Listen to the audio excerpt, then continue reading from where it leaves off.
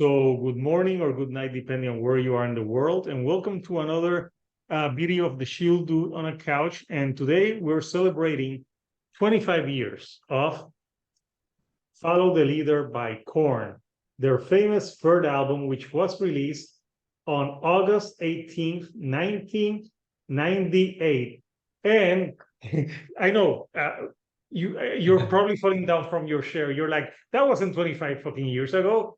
Yes, it was. And I'm joined again by, obviously, if you see he's like one of the YouTubers who's been the most on this channel, JC Rock and Metal Reviews. So we're here to obviously talk about this album. So JC, how are you today? Doing good, thanks. Yeah, can you believe it's 25 years? Yeah, no, it doesn't seem like it. It's like, I mean, 1998 is 25 years ago. It's kind of crazy to think about it. Yeah. Kind of crazy when I think 1998, I Yeah. think, but that was yesterday. I'm like, well, no, it's been 25 years. So yeah, this album, first of all, we're gonna talk about our first impressions when we listened to this when it came out.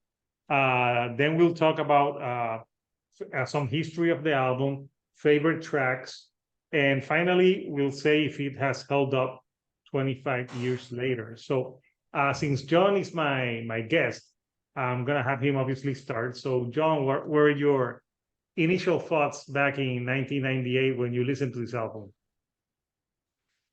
Yeah, I was a big fan. Korn was one of the bands that I would always buy their albums as soon as they came out. So I bought this. I still have the CD. I have it over there somewhere. And I listened to it a lot. I enjoyed it a lot. I really like the music videos. They had it was a Freak on a Leash, right? And the other one, Got the Life. And I know it was a big album, so it was one of those albums that like was on MTV all the time.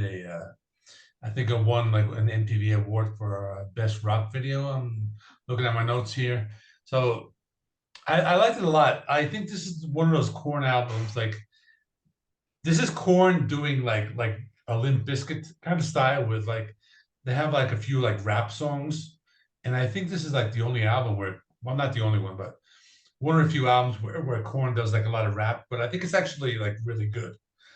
I mean, like, usually like rap metal doesn't or didn't age very well, but I think this one did age very well. I still like probably most of the songs. I think there were maybe like a few songs that maybe yeah didn't age well for me, but I definitely enjoy this album a lot. I go back to it a lot. I wouldn't rank it as number one, but it's probably in like the top three or four. But it's definitely held up very well. So yeah, I think it's really good. Yeah, you just gave away the ending. That's okay. What? You just said it has held up. Oh yeah. That's okay. That's Yeah, I forgot okay. No, that's the end of it. Yeah. no worries. So yeah, first of all, I love this album artwork. It was done by Seth MacFarlane. He was Oh yeah. the one who did the Spawn comic books. And Oh you yeah, know, that's true. Yeah. this is a great album artwork. You know, if you the back, there's the kids, and you know the girl is going to fall. Actually, I had listened to Korn a little bit of the other albums. I went on a cruise and thing, but at that time it was 1994, 1995, and I was living in Puerto Rico, and the big thing at that time was rock in español. So I was Yeah. in my rock in español phase. So I didn't like Korn. I wasn't that big into Korn, but in 1997 and 90, I was more alternate. But in 1998, I leaned more into heavier. So at that time, when this came out, I remember I really enjoyed it. I remember seeing the "Got the Life" music video on MTV, and if you see that video now, Eminem is on that video before he was Eminem. There's Oh yeah. Eminem, Oh, cool. Fred Durst. I think there's guys from the band Orgy on the music video because they obviously we this is an album that I'll leave what I think of it at the end, like because it's a very important statement. But yeah, so yeah, I remember it came out, got the life. I enjoyed it, and I actually bought it. And it's a funny story. The album starts at track 13. So there was like Yeah. 60 seconds of silence, which I always felt like, what's the fucking point? Uh, but then it It was starts with back that. then. This is before streaming. I think bands Yeah, used to like to do those things, and or they would have the last track would be like this long, like 9 minute song. There would be like this big space, and then have like this hidden track.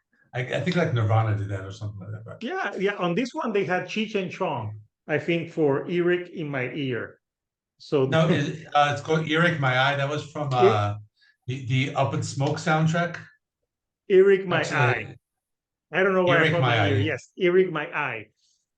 But it's at Yeah, the end of my gift to you. Like you have to leave a few minutes, and then it comes. It yeah, goes like ta na na ta na na ta ta ta. It's kind of yeah. annoying, but It's but a Cheech and Chong song. So yeah, yeah, it's a Cheech and Chong song. But yeah, so at this time, Korn were beginning to build momentum, and this was like the beginning of what was dubbed new metal. Uh, something very important to say: this album was not produced by Ross Robinson. Ross Robinson produced the first two albums. On this one, they went with different producers. Uh, not because they were unhappy with Ross Robinson, but they just, I think, wanted to try something a little different. It was produced by Steve Thompson and Toby Wright. Uh, but if you listen to this album, I think you nailed it. You said that there's a little bit more rap than on their first two albums, but yeah, it's interesting. And another fun fact, uh, in 1998, I used to go to this small gym with my best friend, and we used to take this CD. And I don't know why we decided that we would put the CD. We weren't the owners of the gym, but we put the CD, and it was great workout music. The owner of the gym was pissed. She's like, what the hell? There's like song saying like dead bodies everywhere, and then you have like shut the fuck up, and like, but it was great for working out, and uh yeah. but they made us take it off. But yeah, it's funny that when I think of this, I think of this is my 1998 I went to the gym album. But yeah, so that's what 1998, it really it's like a time capsule. Also this album, at that time in MTV, they still played some music, and they had this crappy show called TRL, Total Request Live, Yeah. and like people voted for their top 10 top songs, and Korn, I think, Got the Life or Freak on a Leash was there. So many, like they were competing against Backstreet Boys and NSYNC, because you gotta realize that at this point in time, 1998, this was the boom of the boy and the girl bands, like the Britney Spears, Yeah. NSYNC, Backstreet Boys, all that shit was everywhere. So it was huge for a band like Korn to compete with the mainstream and pop. So yeah, those are my first impressions. So I'm babbling too much, but so JC, like, let's talk tracks. Okay. All right. So I'm not gonna talk about the singles. They're great songs, but I want to talk about some of the deeper cuts. You know, "Freak on a Leash," "Got the Life." They're awesome songs. I want to talk about. I like. Let me start with "Dead Bodies Everywhere." Great fucking Really song. dark song. I mean, that's like that thick bass guitar sound, and it's the lyrics are again like very dark. Jonathan Davis talking about when he was a kid, he was abused a lot, and it's just one of those songs that just has that really dark atmosphere. Next one, I like "Children of the Corn." That's one of the rap songs that has Ice-T, but I think I'm not Ice Ice-T, Cube. Ice Cube. Sorry. Hey, Ice they both have ice in their names. Yeah. But Ice Cube actually he mixes well with like metal. I mean, like he Fuck has yeah. that like angry voice. So I think the rap works on this song. It's just it's really good, and it's just one of the few rap metal songs. I think it did like age very well. So I like that one. And I'll pick another deeper cut. Let me go with the song Justin. Another kind of dark song. It's like it's supposedly it's about like this child dying of cancer, and one of his last wishes was meeting the members of Korn. So they did a song about that, and That's the I one like that this starts with because the tanam, tanam, tanam, tanam. It has like a weird guitar intro. yeah, I think this one has like that. The thing about Korn, they weren't like one of those bands. They sounded like anyone else. They created these sounds on the guitars that were like no one else. So I mean, you couldn't really compare them to anyone. They were able to like create these really cool sounds just with the guitar and the bass guitar. And like it was very original. So I think that's why I chose the song Justin, because it just has all these like different like weird like atmospheric sounds. So that's it. I mean I can pick more, but I'll let you go through your three, and then Yeah, we can do or four, three of them. but yeah, Okay, three or four, yeah. yeah, three or four. And I'm gonna pick a guilty pleasure from this album because I wouldn't say it's aged perfectly, but my God, it's a guilty pleasure.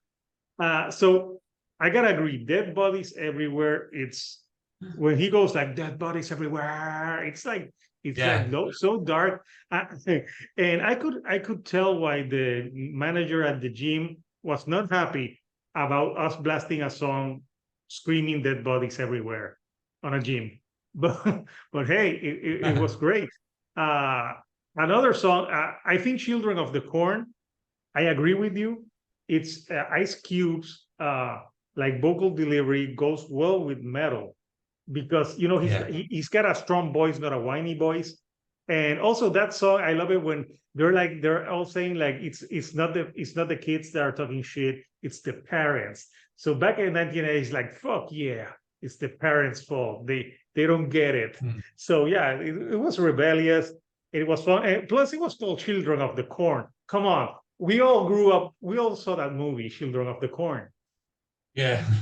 So it That's was another a one. like I think anyone that had seen horror knew that that was a play on that movie, because I don't know if the song is totally inspired by that movie because it's all about like the kids taking control. So it might be the inspiration for the song. Yeah. And I think Jonathan Davis rapping his vocal delivery with Ice Cube worked perfectly on that song. I think it's one of the best rap metal songs ever. Like I don't think it Yeah. gets as much praise as it should. Uh, Something very important to mention about this: this album spawned the birth of the Family Values Tour.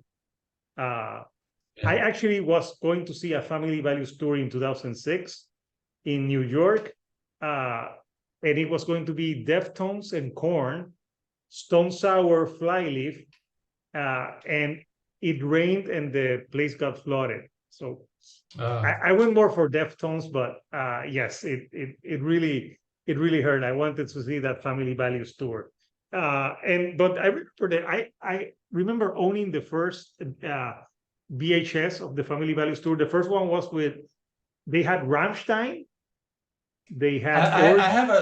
have a CD.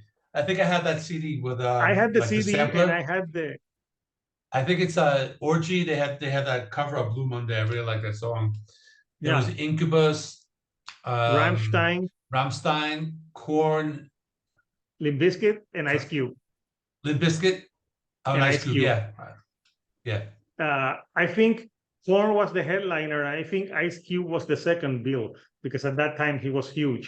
And I think Limp Bizkit, I don't know which. I think Rammstein. I don't know if Rammstein opened, but I'm like No, I think that they were like kind of unknown at that time. yeah, they were Like they known. were When on I the think bottom. of, Yeah. I would love to have been in that tour. Yeah. It's like a great like the family, and I love the name of that tour, and it was a huge tour for them. They did a few ones. It wasn't They didn't keep it as much as other tours that have happened. But yeah, it was a cool thing, and yeah, it's fun with this album. So a third song that I would pick, I like the song "Reclaim My Place." Yeah. That's a great one, and I think I like the down down down. I like what the fuck. It's just so cool. Uh, and my fourth one, this is my guilty pleasure because I used to love this song and now I can hear it and I'm like, yes, it's cringy, but I still love it. It's All in the Family, featuring Fred Durst. You know, it's Yeah. just the lyrics are they haven't aged that well, but I don't know why I don't fucking care. I still love that song. It's just basically a diss song, but you know they're having fun with it. Like It's a there's a rap. Yeah, it's a rap battle, but like like they have those movies like with Eminem and stuff. But that's basically what it is. It's fun. It's fun. I mean, I kind of like it too. It is kind of like a guilty pleasure. I mean, it's fun. It's not like one of my favorite songs on the album, but I think I'm not gonna like skip past it if I'm listening to the CD. I'll listen. I no, you listen to know, it it's because it's fun. it's got those poignant lyrics like Yeah, like Jonathan Davis saying Fred Durst that he has a tiny peepee. And it's like juvenile. It's like, yeah, yeah, probably 25 years ago it flew. It was like oh fun, but now they would be like, oh, this song is so offensive. But it's tongue in cheek to me. You know, it's yeah. not you can it's a rap battle, but they're not being serious. They're just having fun at each other. And this was before Limp Bizkit like blew up more with significant other. Not with significant other, with $3 bill, yo, because after Korn got big, then Limp Bizkit got more traction. So that's why I'm gonna leave a comment for the end. So yeah, we've mentioned songs that we love that are not the singles because yeah, the singles are amazing. Like Freak on a Leash is just a perfect metal song, and the music video with the bullet flying, it was just revolutionary at the time. So now 25 years later, how has it aged? We already know JC already said about JC. How has it aged? Yeah. I already said it aged well, but and it's actually surprising that it aged well because not a lot of these types of albums with the rap and the metal, not all of them aged well. Like Crazy remember, Town. I was trying to think of Crazy Town with Butterfly, like even so, like Limp Bizkit. I don't listen to Limp Bizkit that much anymore. I used to like them a lot, and some of the other rap metal, but I think this album in particular, I think it's dark enough, it's heavy enough, and I think it has aged very well because there's rap on it. There's like not too much rap. I think that one song, Cameltosis, that has this other rappers. I think it's called. I wrote it down here. Slim Kid 3 and from the Farrah side or something like that. I don't know who the rappers. I remember that hip hop band. Like they put something in the 90s, but I haven't Yeah, heard from them in a long time. It was I okay. mean It's an okay track. maybe they were big at one point, but I think that would be the one song that might bring the album down a little bit. But Yeah, and it's near other the than end that, too. it's near the end. Yeah, but other than that, I think it's just like a near perfect album. I mean, like every song is good because they open with the song "It's On." That's just a great classic Korn. It's just you know the it's just a great depiction of their sound from like the late '90s, early 2000s. And then the two singles, "Freakin' Elite," "Got the Life," come one after the other, and then "Dead Bodies Everywhere" and "Children on the Corn." So five. There's like five, like almost like awesome songs right in a row, and the ones right after are pretty good. I mean, like BBK, that's pretty good. Pretty. That's another one of those like darker songs. And then "All in the Family," which is kind of like a fun that type of song. I think it's just entertaining. And then Yeah. the other songs, "Reclaim My Place," "Justin Seed," those are I also would agree really with you. I great, think like dark. Cameltosis is the weakest track on the record. Yeah, I would say Cameltosis is the weakest. And then the last one, "My Gift to You." Korn always like to end their album with like a really like a dark, kind of like haunting, creepy type of song. And that one's good. And even the bonus with Earache My Eye, that's just a fun song. But yeah, like It's if you know Cheech and Chong, you probably appreciate it yeah, more. But it's it's fun, pretty and fun. yeah, no, I this think this is album. Just check this out, the artwork. Look at Jonathan Davis. That's where they wow. use the track suits. Oh yeah. Yeah. So now it's up to like has it held up? Of course it has fucking held up, you know.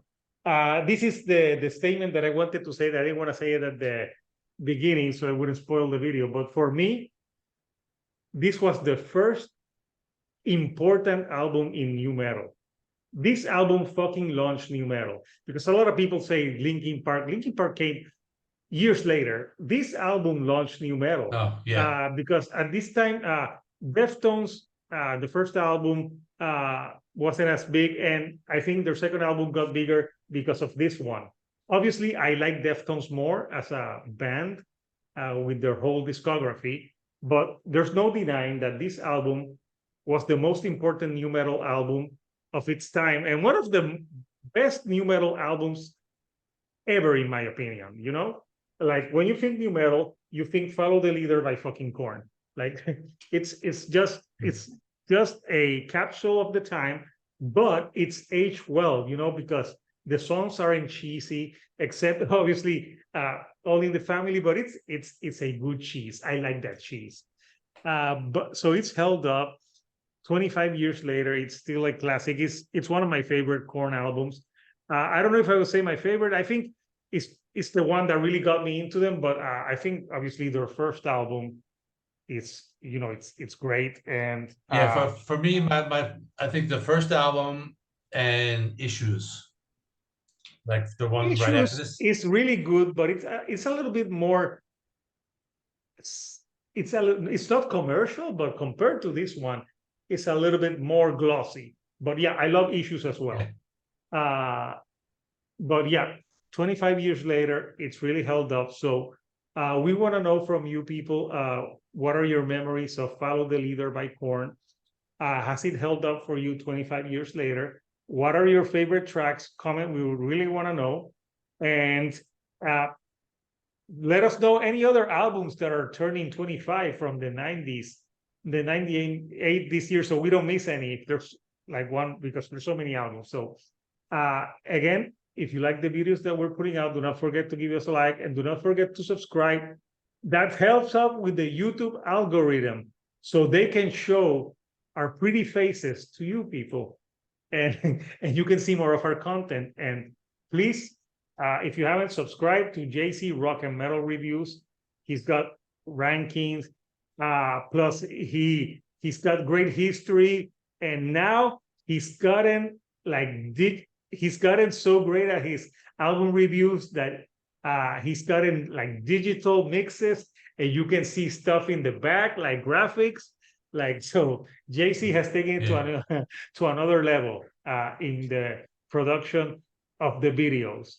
I do some editing, but I can tell you I am lazy as fuck. That's why I'm a shield dude on a couch. But yeah, please do so. And until next time, people, this is Hector, the shield dude on a couch, and we'll see you on our next anniversary album review. Thank you and good night.